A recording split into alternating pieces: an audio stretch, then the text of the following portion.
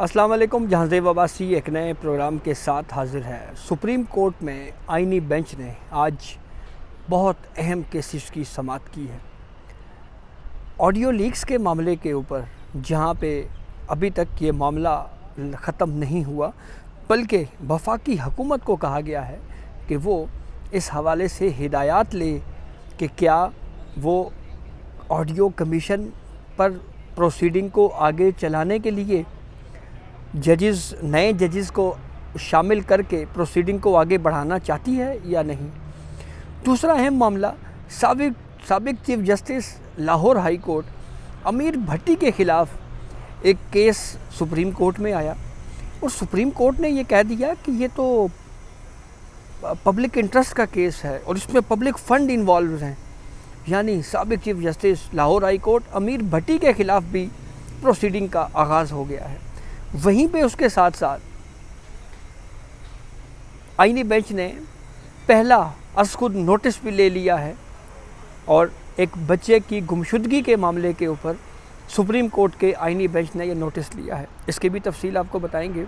और अहम बात यह है कि एक और इम्पॉर्टेंट केस, जो कि आपको याद होगा कि जब ये सवाल ज़ेर बहस था कि वोटिंग के लिए जब पार्लियामेंट में किसी भी बिल के ऊपर या वोट ऑफ नो कॉन्फिडेंस या कोई भी इशू हो जो वोटिंग होती है, उसके लिए हिदायत पार्लिमानी पार्टी के हेड की होती है या पार्टी हेड की होती है।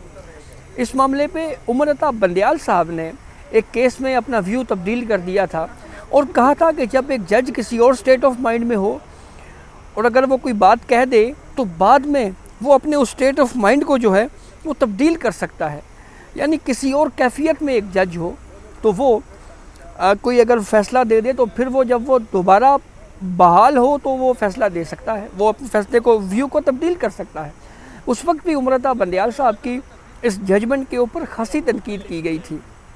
ये मामला है 63A का फ़ैसले के बाद परवेज़ इलाही और हमज़ा शहबाज शरीफ के दरमियान सीएम पंजाब शिप के इलेक्शन का, जब उस्मान बुज़दार के बाद नए सीएम शिप के मामले के ऊपर जो है वो पंजाब में सियासी तौर के ऊपर जोड़ तोड़ हो रही थी।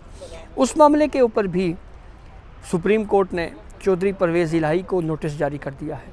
तो काफ़ी अहम केसेस हैं, एक एक करके आपको तफसील में बताते हैं कि किस केस में क्या हुआ।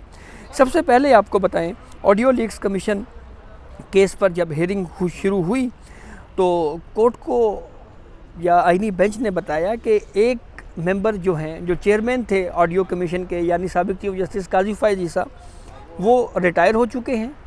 जो दूसरे मेंबर हैं, बलोचिस्तान हाई कोर्ट के चीफ जस्टिस थे, वो अब सुप्रीम कोर्ट के जज और इस आईनी बेंच का हिस्सा भी हैं, यानी justice Naeem Akhtar Afghan.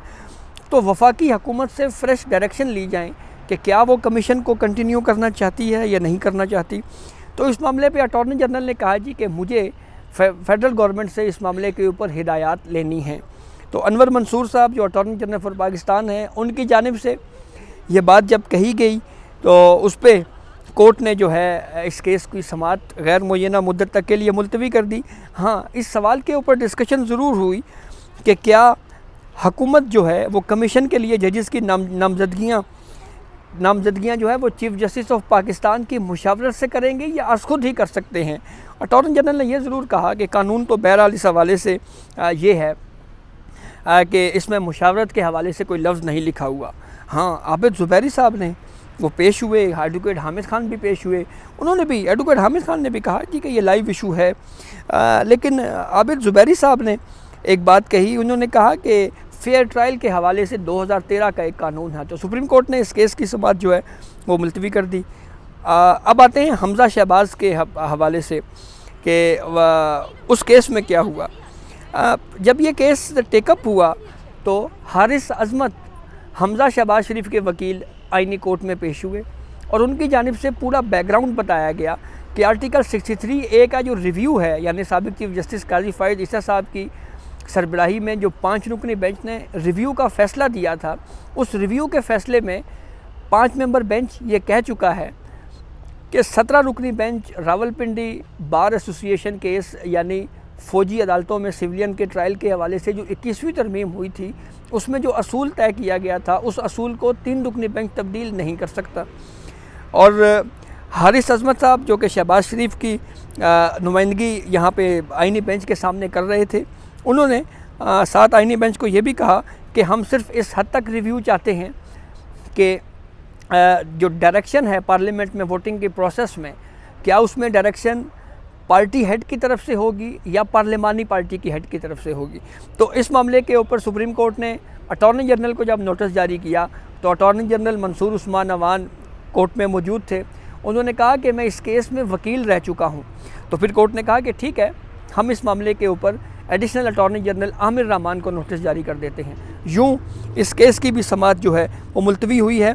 Fresh direction लेने की हिदायत की गई है वफाकी हुकूमत से अटॉर्नी जनरल को कि आप हिदायत लेकर जो है वो कोर्ट के सामने रखें। फिर उसके बाद जो अहम केस तीसरा था वो था खैबर पख्तूनख्वा में सरकारी स्कूलों की जो अब तक सूरत हाल है। इस मामले के ऊपर पूरी डिटेल बताई गई कि 463 स्कूल्स अब तक फंक्शनल हैं। जस्टिस जमाल खान बनोखेल ने कहा कि जो तस्वीरें आपने लगाई हैं इसमें बच्चे तो दिखा दें। जस्टिस मुसर्रत हिलाली ने कहा कि कहीं ऐसा ना हो कि यहाँ भैंसें बांध दें और हम सेक्रेटरी तालीम को ज़ाती हैसियत में तलब कर लेते हैं, वो आकर बताएं कितने स्कूल्स कब मुकम्मल होंगे। फिर उसके बाद खैबर पख्तूनख्वा हुकूमत के वकील ने सुप्रीम कोर्ट को ये बताया मनसेरा, एबटाबाद, तोरखम में 60 स्कूल मुकम्मल है, 30 से 40 स्कूल्स 75% मुकम्मल हो चुके हैं। और फ़ंड्स की कमी का जब उन्होंने कहा कि फ़ंड्स की किल्लत है तो इस पर जस्टिस जमाल खान बनोखेल ने कहा कि ये फ़ंड्स जो हैं ये किसने प्रोवाइड करने हैं, ये हुकूमत का काम है।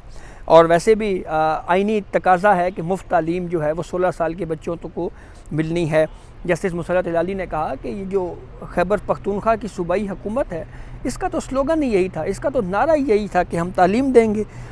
तो कोर्ट ने इस केस को 2 माह के लिए मुलतवी किया है। सेक्रेटरी ख़जाना Khyber Pakhtunkhwa, secretary works and department और सेक्रेटरी तालीम को ज़ाती हैसियत में तलब किया है। फिर उसके बाद जो केस है वो है मुल्क भर में लापता बच्चों के हवाले से दरख्वास्त पर समाअत। इसमें सुप्रीम कोर्ट के आइनी बेंच ने पहला खुद नोटिस ले लिया है। सुप्रीम कोर्ट ने आइंदा समाअत पर तमाम आईजीज़ और सेक्रेटरीज़ दाखिला को तलब किया है और कोयटा से अगवा बच्चे की बाजियाबी के ऊपर रिपोर्ट मांगी है और इस मामले के ऊपर नोटिस लिया गया है। जैसे जमाल खान बनोखेल ने कहा कि कोयटा में 6 दिन से एक बच्चा जो अगवा हुआ ढूंढा नहीं जा रहा। एहतजाज से पूरा कोयटा जाम हुआ लेकिन हुकूमत को इस पर परवाही नहीं है। कोयटा में स्कूल के बच्चों ने भी जुलूस निकाले। फिर उसके बाद जस्टिस मुसर्रत हिलाली ने पूछा कि क्या खैबर पख्तूनख्वा में जो सेक्स ट्रैफिकिंग है क्या उसको कानूनी करार दे दिया गया है। अपनी रिपोर्ट में KPK ने सेक्स ट्रैफिकिंग को 0 लिखा है। 0 सेक्स ट्रैफिकिंग कैसे हो सकती है।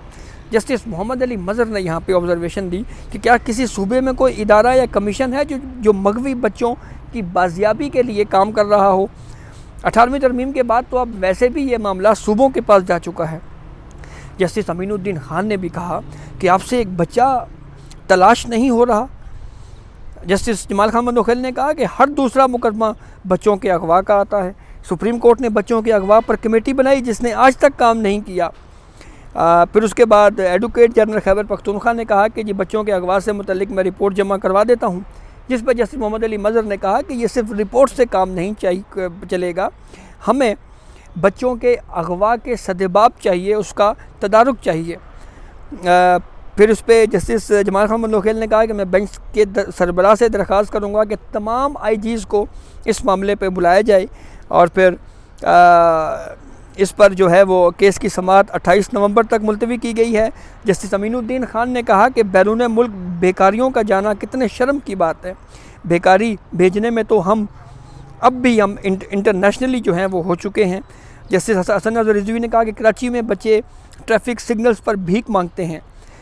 जस्टिस जमाल खान ने कहा कि FC पर अरबों रुपए खर्च होते हैं, इनका सोशल वेलफेयर का जो है वो इदारा भी है।